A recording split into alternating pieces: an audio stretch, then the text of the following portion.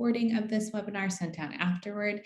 Yes, there will be indeed, and it may include this really stunning 10 minutes of me just encouraging people to go get cups of tea and get comfy. So you can look forward to listening to that bit again, and also all of the great things that we are going to share with you. So yeah, we will be sending out a recording after it's over. Thanks for asking.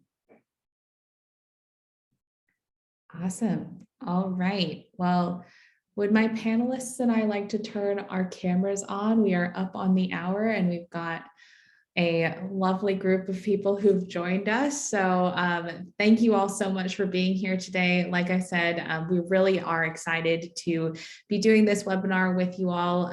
For those of you who were at the webinar with Cheryl just a little bit ago, I hope you learned a lot about the kind of technical aspects of community. This one, we're going to be talking about the ways that you can utilize it at your institution. And I'm going to go ahead and just jump onto this next slide here so we can introduce ourselves. My name is Paige, and as you can tell by the accent, I am on the customer success team on the US side of Unibuddy. I've been with the company for about a little over a year and a half now, so I'm really excited, and I've seen a lot of growth within our product suite and things like this, but I'm very excited about community in general. And I have with me my lovely colleague, Cami. So would you like to go ahead and introduce yourself? Of course. Hi, everyone. And thanks, Paige, for kicking us off. I'm Cami and I'm in the London team. So based here in the UK, looking after customers in the UK and across Europe as well. So great to be here today and looking forward to discussing our new product with you all. Awesome. And Andy, we're thrilled that you are here to hang out with us today. Would you like to introduce yourself as well? I would. Thanks so much for having me. My name's Andy Jackson. I'm the Recruitment Events Manager at the University of South Wales. And we've been using Unibuddy for coming up on 2 years now, and we've been using the product, Community's product, since the end of June last year. Awesome. All right. So just an idea for you all of what we are going to be covering today. I'm going to give you a little introduction to community so you understand what the product's all about and what the kind of intention behind building it was and is from us on the Unibuddy side of things. And then we are going to get to the very exciting part, which is hearing from Andy about kind of a spotlight of the way that they used community at South Wales during the past conversion and recruitment season. I'm very excited about that. And then Cami's actually going to walk us through different use cases for the Unibuddy community product during the entirety of the student journey. So that's going to be awesome. If you do have questions for Andy as he kind of continues to chat about his experience with the community product, please do feel free to pop them in the chat. We will have some time to do a question and answer session with him at the end of the webinar. So we're very excited about that. And then Paula, I saw that you just put into the chat whether or not you would get the slides after the webinar. We will have a recording for you, and I can double check on the slides, but you'll definitely have a recording. All right, so without further ado, I'm going to go ahead and just jump into what is Unibuddy Community. So for those of you who maybe were not able to join the webinar with Cheryl that happened just a little bit ago, basically the idea of Unibuddy Community is that it is what it says on the tin. It is a space for your prospective students, admitted students to create community with both your staff members and your ambassadors at your institution. And we created this product with a very intentional kind of plan to facilitate safe spaces for your students to interact with each other and with your ambassadors and connect on a lot of different kind of topic-based chats, whether that be, what country they're coming from or where they're interested in potentially studying abroad.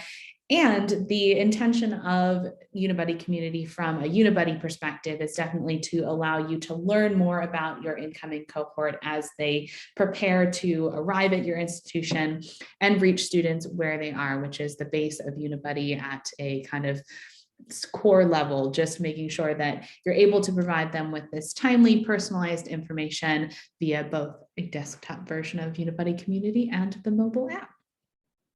And essentially, our goals with this product is to make sure that you are able to understand that cohort, like I said, and really increase your chances of enrolling your best fit students at the end of the day.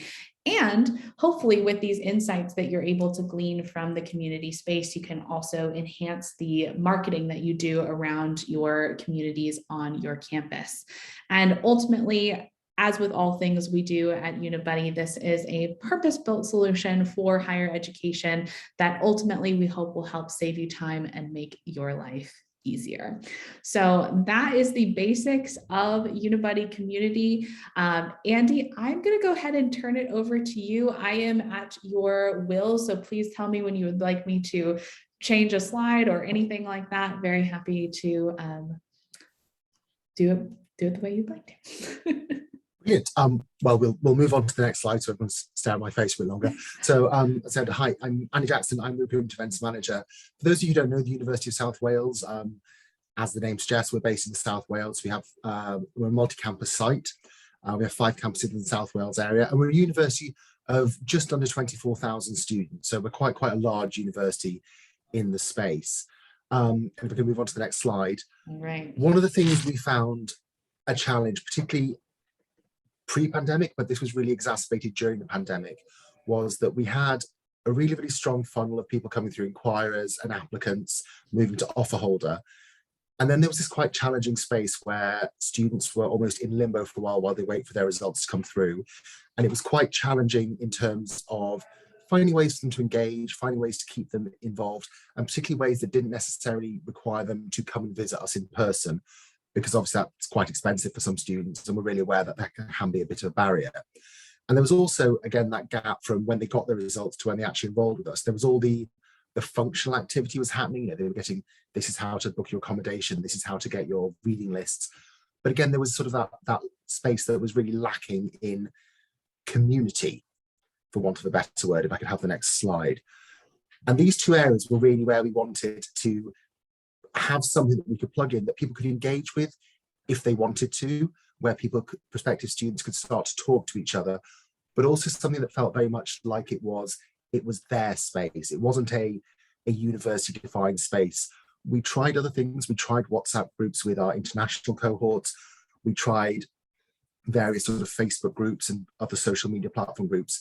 And the barrier we kept coming up against was everything felt very owned by the university, and the prospective students were telling us, we're really happy to chat, but it feels like our mum and dad is watching us chat. And they're trying to take those first steps, particularly for the students who are sort of 17, 18. They're taking those first steps away from home. They want to feel they have that autonomy. And from our side, we wanted them to have that autonomy, but in a space that was very safe, was very controlled, was managed, and that we knew we could be confident that they would be safe and not encounter any problems. And if there were to encounter any problems, then we'd really be able to do that. So we decided to engage with Unibuddy communities. As Leonie, who's our account manager, will tell you, I was an absolute pest in terms of when can I have this, because we were really excited by it. So if we could move on to the next slide, please. The approach we decided to take was that we would set up specific groups, and we would actually set these up by course groupings. We did some focus groups with our current students, and they all said overwhelmingly, the way they identify, first of all, is I am an engineering student, I'm a computing student, I'm an English student. So we figured that was the way to go, and also that would be the way that was most navigable for anybody coming into the community as we invite them in. It's really easy for them to identify where they're going to go, whether they're on desktop or mobile. They don't have to think about it. It's, I'm an engineering student, I want to join engineering. And then also they immediately have something in common with those people they're talking to. There's none of that, you know, you're not sort of awkwardly going, oh, who's your favorite band? Where do you live? It's, we're all going to study the same course. There's that immediate thing you can talk about that's really safe. And so we set those up. So we ended up setting about 24 different groups up, so quite a large course portfolio. And I'm just going to say here, the setup was wonderfully easy. And I know the improvements that have been made to it since have made it even easier. And then at that point, we invited all of our offer holders. So that was a little over between 4,000 and 5,000 people, he says, being deliberately vague.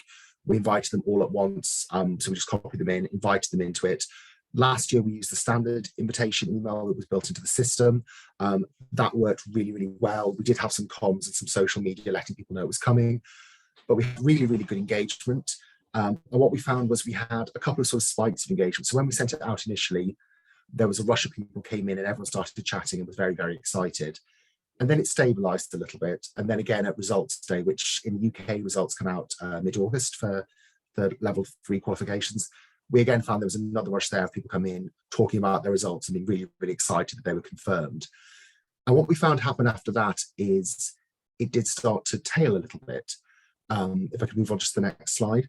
And we found that was really, actually really, really good, because people started at that point making their own connections. So they started going, oh, I'm going to be living in this hall. I'm definitely coming to do this course. Here's my WhatsApp. Here's my Instagram. Here's my, we have a Discord server and a Twitch channel now that people have set up, which I'm still not entirely clear what they are. But they started moving into their own spaces.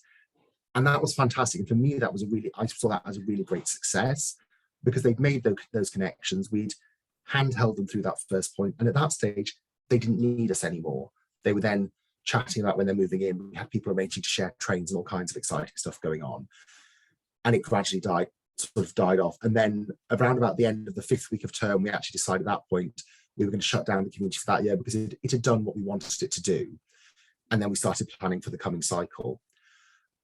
So if I could just move on to the next slide, please. I think the thing here that we really loved, and we had amazing feedback, I have to say, we had absolutely universally great feedback. The students loved having their own space, but they also loved the fact that we were there, well, student ambassadors were in there. So if they did have any questions, if they did have really practical questions, right, the ambassadors were there to answer those questions, but it didn't feel like they were monitoring it. We intentionally didn't put any staff into the communities. We left it as very much a student-facing space, so people could find it there and define it themselves. And the ambassadors really supported that. And we had lots of questions around sports groups and where to live and which are the best clubs to go to, and sort of all those things that are really, really important when you're that age. We also have a lot of people who were commenting how easy it made it to meet people and how it took the pressure off at the start of term, particularly when, for this cohort, where they didn't know, are we going to be on campus? Am I going to be in the spare bedroom at home? What's going to be happening? They firstly had people they could talk to about that who were in the same position. And also it gave them that feeling of confidence of no matter which way this goes, we're going to, I know people, I know I can talk to people, I know what's going to happen, which really, really helped. If you could move on to the next slide, please. As I mentioned, the end point for us was that it really naturally progressed into people establishing their own friendship groups and their own communication groups outside of Unibuddy's communities. And I think that was actually a really, really positive thing. And this is a slightly controversial one. I think it's great that people took sort of this framework we gave them and then have moved on into genuine friendships and genuine connections and have taken it into all of these different channels and more. And we've also found that this really worked as well, because if we have students who are perhaps not the typical demographic, so we have a lot of mature students, we have a lot of part-time students, again, they were able to move on to the channels that work for them. So some of the mature students who are sort of mid-40s like myself, they moved on, they're on Facebook and Twitter, whereas some of the 17 and 18-year-olds are on whichever exciting platforms they're using. And so it gave them that control, and they didn't feel that we were telling them what to do. It was very much we were supporting them through it. If I can move on to the next slide, please. In terms of the class of 2022, we're already starting to use Unibuddy Community for the class of 2022. So the main changes we're doing this year are, firstly, we're starting to use it a lot earlier. So we're going to be using it pretty much from the equal consideration deadline, which, for those of you not in the UK, next Wednesday, there's an equal consideration application deadline. So from that point, we're going to start inviting our offer holders, because again, the future is really, really uncertain, and it gives them that safe space to talk, and it gives them more time to sort of explore the university. And we've done some slightly different training with our ambassadors. So we've given them a little bit more of a structured training. Last year was a little bit slightly freeform because we didn't really know what the engagement was going to be. So this year we've given them a lot more structure. We've given them access to a lot more resources in terms of particularly signposting, and again, particularly for some of our international cohort who are trying to navigate an educational system that's completely different to them. So we're supporting them with that as well. We're also going to be doing a little bit more tailoring around results day. So last year we didn't actively remove people from the community around results day. That's something we're going to consider. We did find most people self-select out of it, which is absolutely fine, but we are going to again review that to see what happens there. And then the final change we've made this year is we're actually going to use our own communications to invite people to join, rather than using the the in-platform email. That's mainly so that we can almost do it as a bit of a soft trail.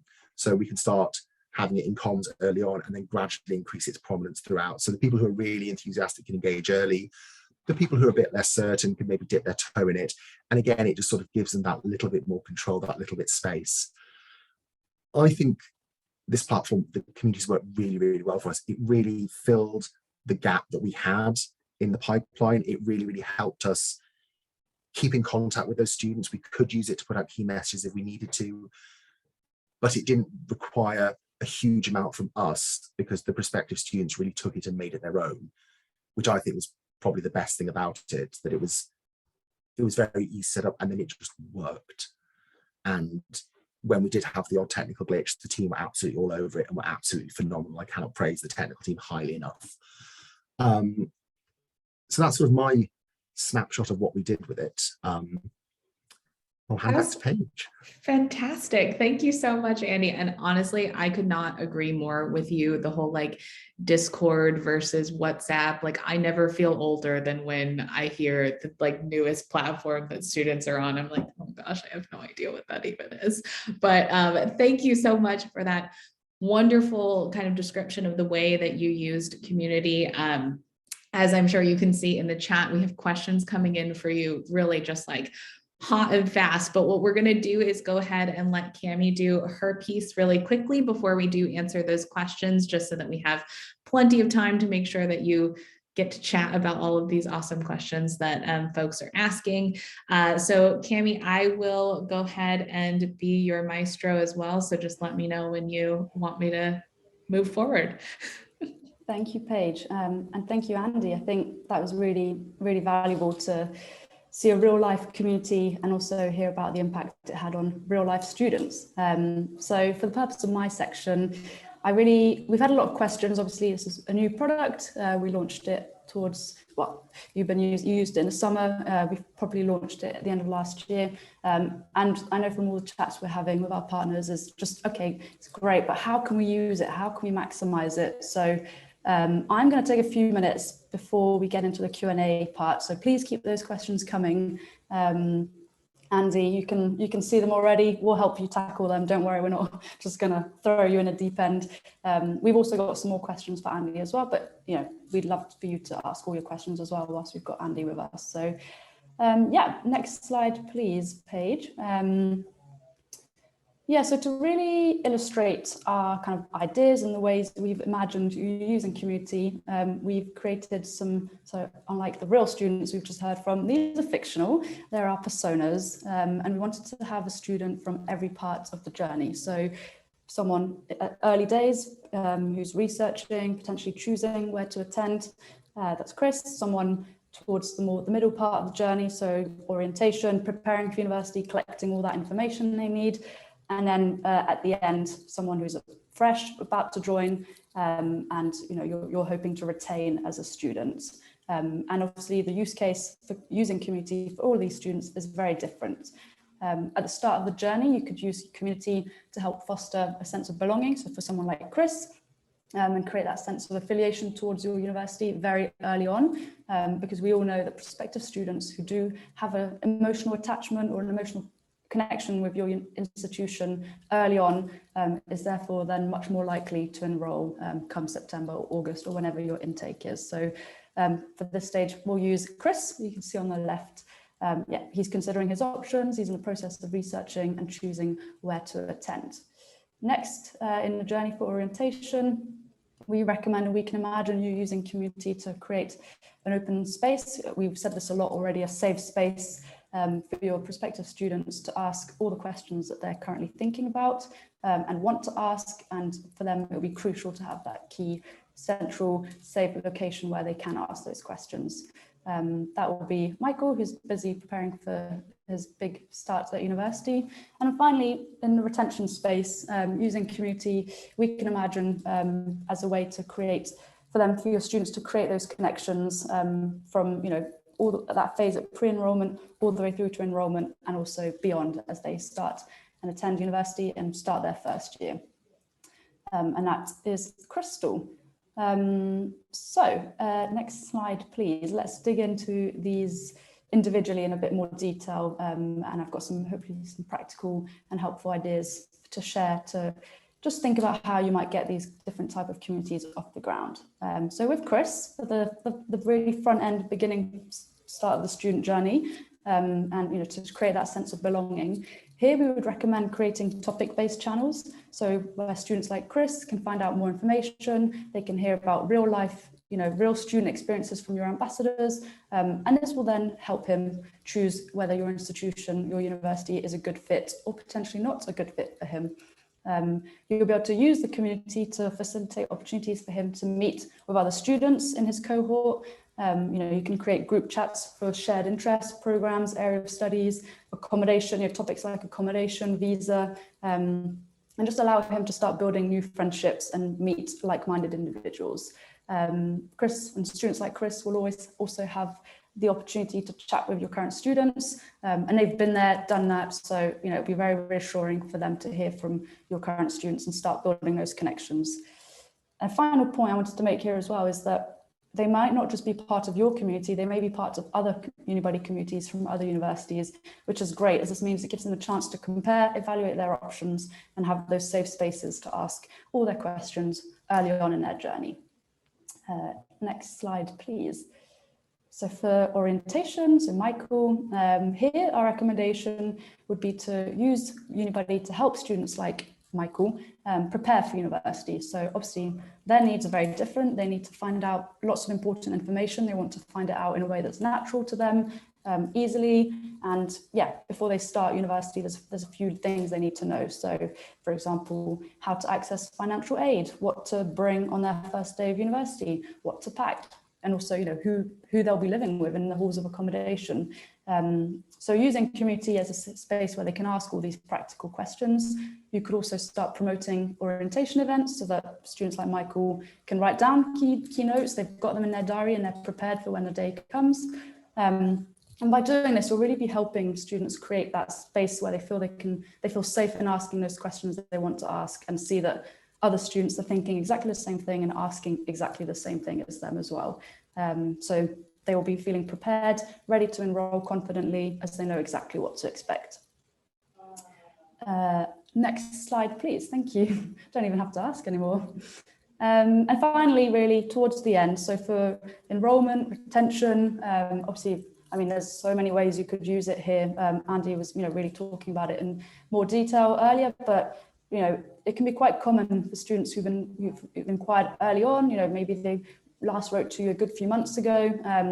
They might start losing interest as we near the start of the university term. And so here, using community really will be important to recapture their interest, keep them engaged, and yeah, keep students like Crystal, for example. Let's imagine she first started talking to your students in spring. At the start of her journey, she was really excited. But now, over the summer, some time has passed and she doesn't really have any questions anymore. And she's even starting to feel a bit unsure whether university is even a good fit for her. So, creating and having access to Crystal, to a community, will just help re-engage students like Crystal. And here our recommendation would be to create special interest groups so that students can bond together and they can find affinity over common sports they like playing, hobbies, activities they might do at university. So that's something that they can find middle ground and things in common with other students. You can encourage socializing. I know this might sound a bit awkward, but encourage fun icebreaker activities within the chats. Encourage students to send little introductions about themselves, what's their favorite hobby, what they're most looking forward to at university. These can be really key in making someone feel again like, oh, these are like-minded people. This is my course. This is what I want to be doing. And yeah, simple as receiving a few messages and taking part in a few conversations like that.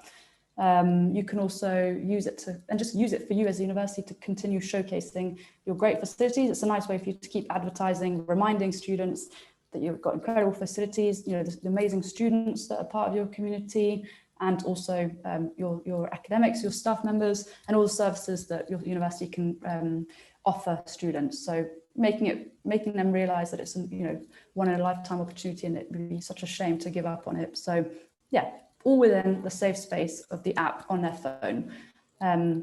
your students will feel supported. They can, knowing that from 2 clicks of a button, they can access this like-minded community within their phone. It's not, it's not a big effort. The reward compared to how much work they have to put in is extremely high. So it's in a way that's natural for them to communicate and exchange. So yeah, really recommend using it for this particular piece. So that's my piece. That's there we have it. 3 different kind of communities for different needs of your students as they progress through that student journey. And of course, these are just examples, they're just ideas. We've had quite big use cases. Obviously, I'm sure there's some miniature communities along the way in between those 3 different ones. But just wanted to get you thinking about how you might be able to apply this in your recruitment cycle, your specific recruitment cycle. And yeah, we're really looking forward to seeing how you use it. Awesome. Thanks, Cami. That was amazing. Very well put, and all of the fun use cases that we do have for Unibuddy Community. And to all the folks out there, thank you so much for all of your questions. Please keep sending them in. I'm going to scroll back to the beginning of the questions, which feels like I'm scrolling forever. There's so many good ones in here. So let's go ahead and start with Linda's question. She says, sorry if this has already been covered, but is there additional charge for community? Linda, that is a great question. Right now we are doing a trial of community for our partners, but what I would recommend is reaching out to your customer success manager that you work with on a regular basis. They'll be able to give you more details about what the pricing structure will look like for community in the future. But for the moment, it is free, so it's definitely worth giving a shot if you've been thinking about it for this cycle. All right, Andy, now I think we've got some questions that are coming in for you. Are you ready? I'm ready. Amazing. Let's go. Okay, let's do this. So we have one that says, do you have your admissions office monitor community, or do you find that it is a platform better suited for your student life office to use to connect with students once they have deposited, but before they arrive on campus? And I know you kind of touched on this, but maybe give us a little bit of insight as to why you went with the way that you did and all of that good stuff. Sure. So we very intentionally decided to use Unibuddy Community in that space between students receiving their offer and them coming onto campus at the start of the year. And in order to make sure that was very seamless for them, the decision was made that we would monitor it from the recruitment events team. So we have a pool of ambassadors. We had about 12 ambassadors who worked on the project over the course of the 4 or 5 months it was running. And then myself and the other members of the events team, who were sort of the admins, we would go in periodically throughout the week just to check it, just to sort of keep an eye on things. So we haven't really, we use it across that whole span, where we monitored it from the recruitment event side, and we found that it honestly wasn't a huge amount of work. We didn't really have any particular issues. Usually, the biggest thing was we'd have ambassadors who had received questions that they didn't necessarily know where to get the information from, or had particularly nuanced questions, which it would be unreasonable to expect a student ambassador to know. That being said, I think there is definitely, it would really depend how your institution is structured and where you feel the gaps are. So it could be that that period between once they've deposited but before they arrive on campus, if that's where you're most concerned that you're getting the dropout, that might be something to look at. So I think it's really want to look at what the data from your enrollment funnel is telling you about where you're struggling to keep in contact with people, and then seeing how you can slot it into that space. Awesome. That's great. Thank you. Cami, just because I bet people are going to get tired of listening to my voice the whole time, do you want to swap asking questions? Do you want to, are we doing the chat ones first then? Yeah, let's do the chat ones first. I think that sounds like a good plan. So we have another one here. Did you keep periodically sending out new invites to applicants as more offers were made, let's say every 2 weeks or so? How did you kind of manage that whole inviting students piece? Yes, we did. So what we've done is we've got a report from our CRM, so that at set intervals it just sends us a list of the new people who need to be included in, and then we just copy them into the platform and send the email out. So yeah, we do that, deliberately vaguing it at very regular intervals, shall we say. Sure. whenever it suited you to Yes, do so. exactly. Whenever Yes. it made the most sense to send the invites, you sent those invites. Absolutely. It's more frequently than monthly, I'll say that much. Okay, awesome. And I think you kind of touched on this one a little bit, but just if there's any expansion that you want to say, if you didn't add any staff in, can university admins jump in with a message if needed? And I will say, at least from the Unibuddy side, you can add people into the communities kind of as you go. So if you do end up wanting to add admins in, you can absolutely do that. But Andy, if there's anything you wanted to add on that front. That's pretty much how it. So we set up a pool of staff as admins. We trained them on the platform so that there was cover, because you want, when people are out on the road, things like that. The main reason we didn't put staff in there to chat is we wanted to keep it very much, as I mentioned, that student-facing space that they owned, and we felt putting, in inverted commas, grown-ups in there would possibly take away from that. But yeah, we definitely made sure there were staff admins who could jump in if there was a critical message, or if something, we didn't have it happen, fortunately, or if something needed to be addressed or tackled, there was grown-ups in the room if needed. Exactly. That's always a good thing. There's a quite technical GDPR related one here. So how did you manage obviously inviting your offer holders, though some who might not be opting into marketing also, or did you just consider that it was legitimate interest to them to be added to this? How did you tackle that whole inviting your offer holders? So we'd adjusted our GDPR usage statement when we first took on Unibuddy 2 years ago to include it within that. We've gone down the line of, if people have opted out of marketing, that this is not an essential piece for them to come to the university. So we do classify communities as a marketing activity. So if people have opted out of marketing, then we wouldn't receive that. Obviously, they can go in and amend that whenever they want. We also found that, again, because we're offering them a service, it's not necessarily you have to do this. We felt classifying communities as marketing is the way to go, and that was sort of the most spirit of the GDPR, if not necessarily the exact lettering of GDPR. That makes a lot of sense. Thank you. I'm not an expert in GDPR, but I like the way you phrased that, Andy. That feels right. And then Charlotte asked, would this work for non-UCAS applicants, example, postgraduate? Andy, do you have thoughts on that? Because I'm sure Cami and I can also take that. Yeah, I would say it would. I think honestly, it would work for any community as long as you structure the group, the channels within the community correctly. So we have quite a lot of mature students on some of our courses, and what you might term non-traditional applicants, and they sort of, they found it quite nicely. One of the things we did ask them, and we'll be doing another focus group around it, is whether they wanted their own space or whether they wanted to be just sort of in the main chat with everybody else. But yeah, I think genuinely it would work for any group of any cohort you were looking at. You might just want to structure the channels a bit differently to make sure it's most appropriate to them and what they're looking to get.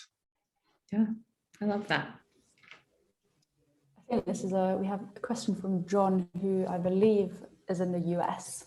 So Paige, we might need your expertise, but the question is, would you recommend this is something we utilize once admits are out, or once they're deposited and committed to entering the institution? So deposited is once they've put forward their deposit to join, right? So exactly. Yeah, exactly. At least from my perspective, John, I think this is a really good question, and it boils down to what you want the community to do, whether you're going to use it as that yield tool to say, hey, these are the folks who have been admitted to the institution and are potential, classmates for you, or if it is that space where you really want it to be, just your deposited students, just the folks who are actually committed to coming to the institution. I think it would work in both aspects, but it ultimately could be a question for you all as to what you want the community to serve you for. And ultimately as well, because you can now make multiple communities within the dashboard, you could do both and kind of just say, once you've deposited, you get moved into the I'm for sure coming community as well. So I would say either way, whatever makes the most sense for you and your school. So that's a kind of non-answer answer, I suppose. But, Andy, this one is definitely for you. How many ambassadors did you have across your groups in your communities? So we had about 12. That's not intentional vagueness. That's just my memory not quite working. So we had about 12. We didn't have a specific ambassador allocated to each group. That's something we'd love to do. It was just, as I'm sure you'll appreciate, we didn't necessarily have the spread of ambassadors representing every course. Yeah. So we position the ambassadors very much as they are sort of the voice of the current student and as a signposting activity.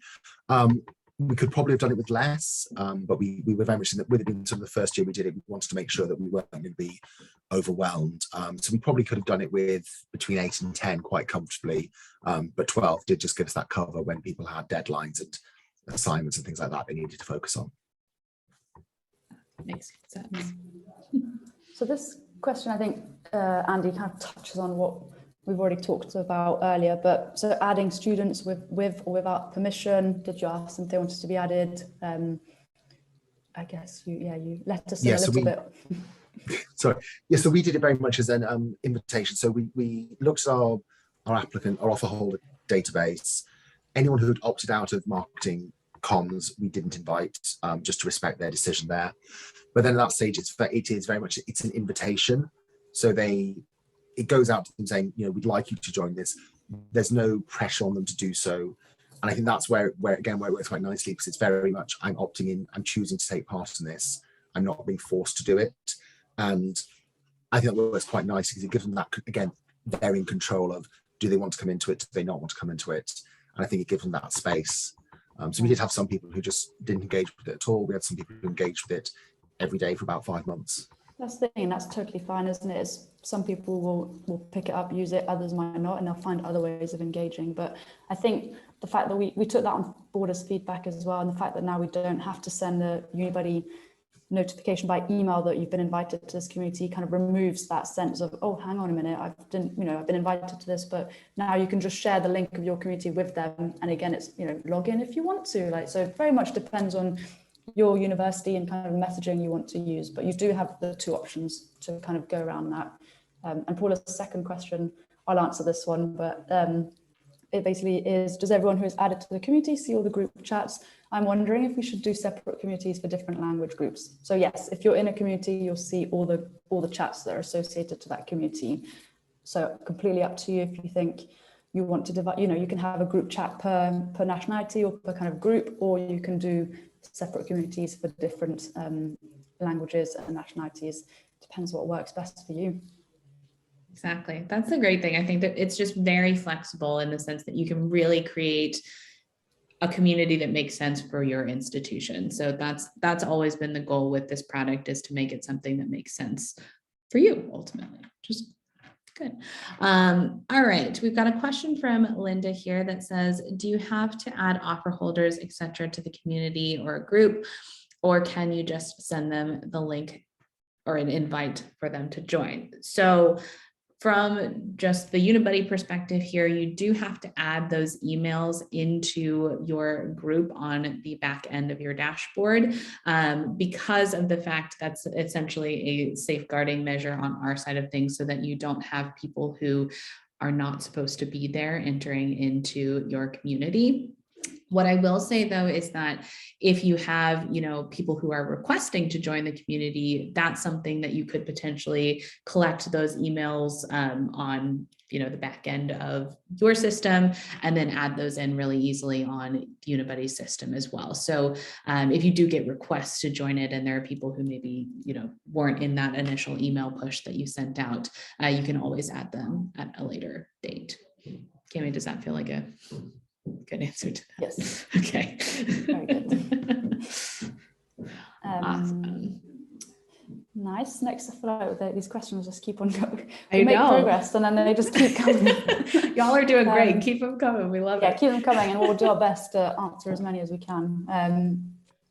So I guess here we've got a question. How do you contact the prospective students who are still trying to decide between universities to join? So I guess if you've got any leads, prospective student leads in your CRM system or in your, central marketing system, sending out, you could, up to you, this would be quite exploratory and new, I think, but you would have to add those leads into Unibuddy, into this community you've created for them. and see what the uptake is, see if they're willing to join it or not. You know, it's going to be quite, we've not obviously had a university use it that way, given that it's such a new product, but we really do think that there is capacity and space for that to happen. But yeah, it would have to be some existing leads, some inquiries maybe in your system, and then you try to push them and nurture them further by inviting them and just letting them know that, hey, there's this community for inquirers that we've got, come and join, come and chat and see what the uptake is. Exactly.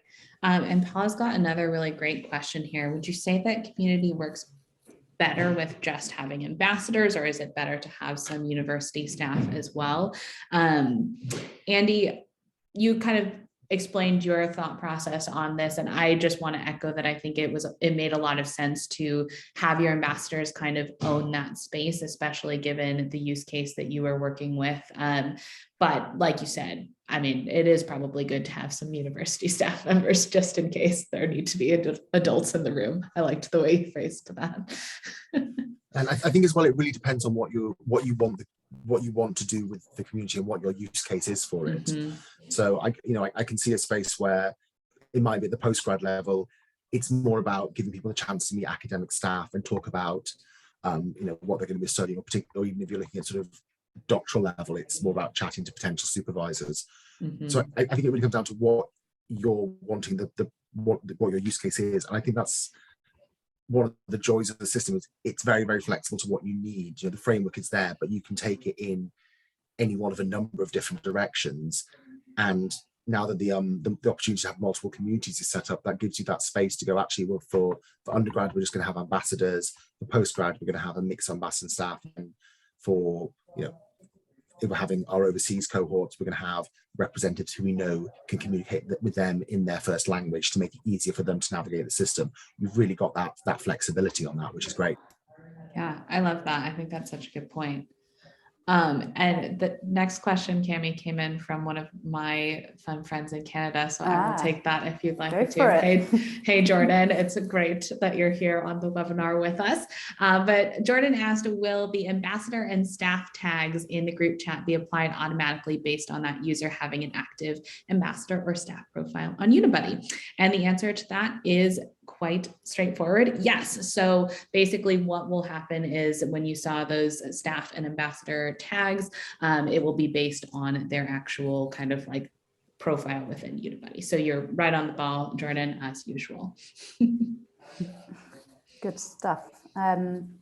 Next question. I think I kind of alluded to this slightly, but Andy, it would be interesting to hear if this is something you actively push. But getting your ambassadors to like encourage conversation, those awkward icebreaker questions. Like, what are your thoughts on that? Or just asking everyone to introduce themselves, or this. Jen had a question, for example, if everyone was to post, what you're most nervous about, getting really to the nitty gritty of what everyone's feeling. So we didn't do sort of stage questions. What we did do is we got our ambassadors to do an introductory message in each of the groups. So just say, hi, I'm Andy, I'm a third year French student, I'm from here. This is a little bit about them. And then where we had groups, so we do have some courses that are quite niche and therefore have quite small numbers. We made sure the ambassadors were in there so they could engage those people with conversation when they started it. So we didn't sort of do staged questions as such, but we made sure that if somebody started to engage, there was an ambassador on hand to make sure the conversation would roll, and then that seemed to bring more people in. So some of those questions will definitely got asked, but we didn't push the ambassadors to do it. I kind of love the idea of like asking students to ask the question they're most nervous about asking too, though. Like, I think that would be an interesting like social experiment almost, just to say like, this is your space, like ask the question that you are nervous about. Like, I think that's kind of cool. Awesome. All right. Audrey asked a question that says, do the students in each group get push notifications whenever there's a new message, or do they need to go in and constantly check? Great question, Audrey. If they download the Unibuddy Community app, they will get push notifications for each new message that is sent within the group. And basically that's going to allow them to kind of check back in, much like they would probably with a WhatsApp message or things like that, those fun group texts that we are all part of at the end of the day. So yes, they will get those types of notifications. very good. The next one from Oliver. I think we have answered this, but just let's cover it whilst we're here. So would you need to invite all prospective students to all the 3 different communities, choosing course, orientation, retention? So yeah, that's the idea. You know, the idea that you can create separate communities, have different people in different communities. So yeah, you have the control. Once someone progresses through that funnel, you can then also add them to the relevant communities, so that, you know, not all the ones who are in the first one might not necessarily end up in the middle one or the third one. So you've got that exact control in your dashboard to invite the relevant people to each community. Awesome. And then a great question from Chloe about safeguarding. So what measures are in place regarding safeguarding? For instance, can an admin monitor the messages, and is this the same for community? So great question, Chloe. Basically, the safeguarding measures that are in place for community are the kind of standard ones within Unibuddy. So the starred out naughty words that could potentially show up. We don't want anybody cursing or using inappropriate language in your lovely communities that you've created. And in the case that that is something that had happened, and you notice that there's a student who is being inappropriate, you can remove them from the community, and you can also delete messages as well. So if there was anything offensive that was sent, you can remove that from the history of the chat. Safeguarding is very important to us here at Unibuddy, so those tools will continue to evolve as well. And that's something that we always appreciate feedback on. So much like Cheryl was saying in the last webinar, if you ever have thoughts and comments for us, we really recommend reaching out to our support team or to your customer success manager so that we can hear that feedback as well.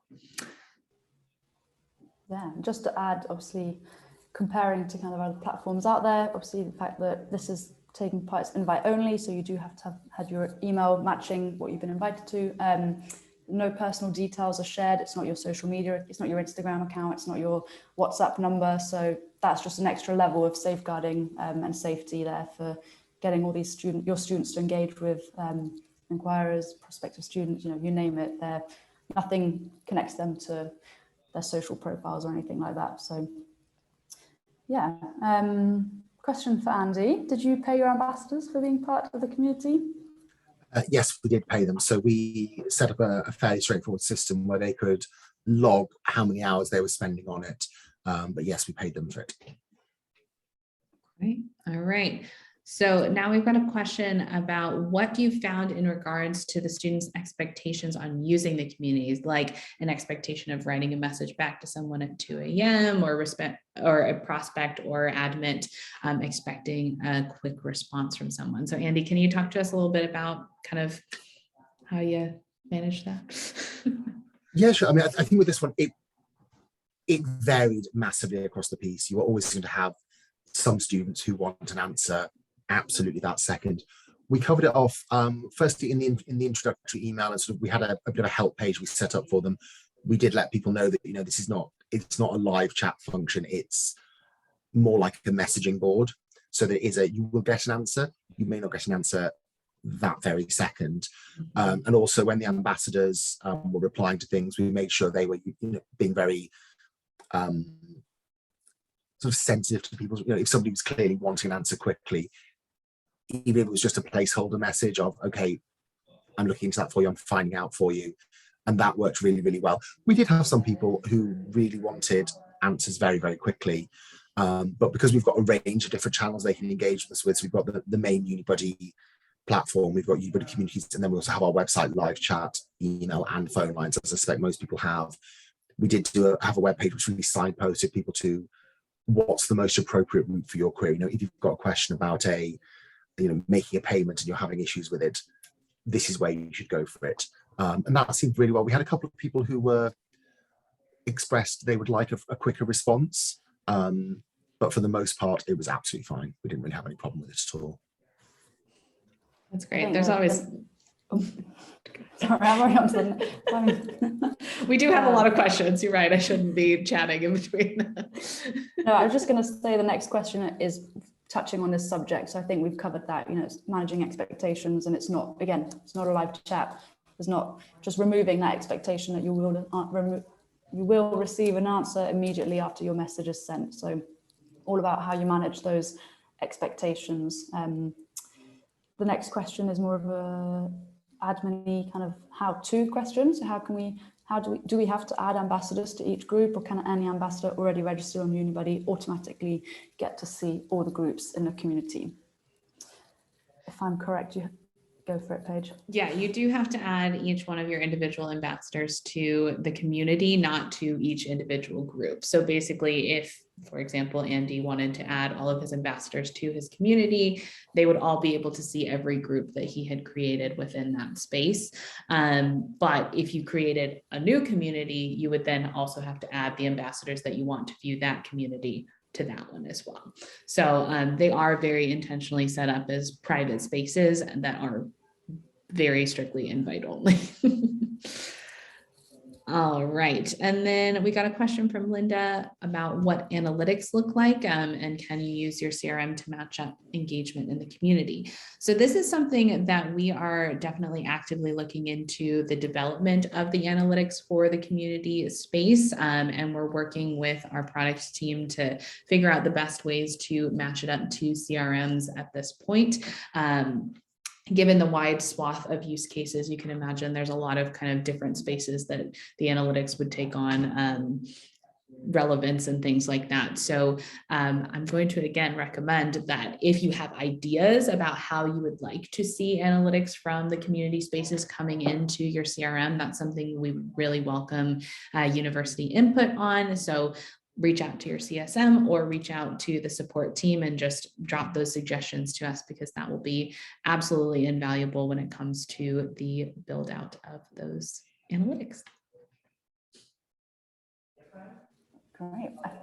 I am conscious that we've got 10 more minutes. Should we just should we just keep going and cover as many as we've got, or should we? Yeah, let's keep going, because I feel like I want to make sure that we answer as many of the questions from the group that we can. And luckily, I feel like the questions that Cami and I had so diligently prepared, we've touched on a lot of those themes, so that's good. Good. All right. Well, great. I'll let's keep going then. And if we can't get to all of your questions, obviously, please do follow up with your individual CSMs, book a call, and we'll be really happy to talk to you in more detail. So question from Roy, is the feed in each group chronological, or can ambassadors reply to individual posts? In other words, if the conversation carries on after a particularly good question is asked, would a reply be attached to the initial message or at the bottom of the conversation? So for the chat experience, this is like across our platform, so across the chat, the event space, we've got the reply functionality. You can also like a message, so it'll be exactly what you're used to in our other products, if that helps answer your question. And then Andy, I'm curious to hear your thoughts on this question. So what is a good size for a community? Is it worth setting up if I don't have enough inquiries to add? What do you think about that? That's a really challenging one. I think, again, a lot of it depends on what you want the group to be. So we have, as I mentioned, we have a couple of very, very niche courses where, you know, there are the numbers of people studying that course across the UK is sort of in, 15 to 20 people. And we found those people still had questions. Mm. And so I think it really comes down to, if you have, even 5 or 6 people who are interested, as long as you can support them with an ambassador or a member of staff who can deal with their queries, I think there's definitely a space for that. And I think the thing I found is it really humanized it. So we had people who sort of, for a couple of days, they would be the only person there, and they were quite happily chatting with the ambassador and finding out what was going on. So I don't think having a small group harms the experience. I would say at the other end, I'd be cautious of it getting too big, because I think it can just it can get very, very difficult to manage. So for some of our courses where we have several very large cohorts, we'll probably break them down a bit more this year, just so we found out how many people engage. And people can move between them as well. But we sort of have ambassadors sort of going, okay, there's 50 people in this chat, in this one at the minute, it's really busy. We'll add a second one in so people can do it. So we'll manage that a little bit on the fly, really. But yeah, I don't think there's like a minimum number. I think the concern for me was more the other end of being able to maintain the quality of the experience. Mm-hmm. Yeah, I think that's great, like very thoughtful input. And I'm with you. Like, I have a group chat with 5 people and heaven knows it's busy enough. So, you never know what people might want to ask questions about.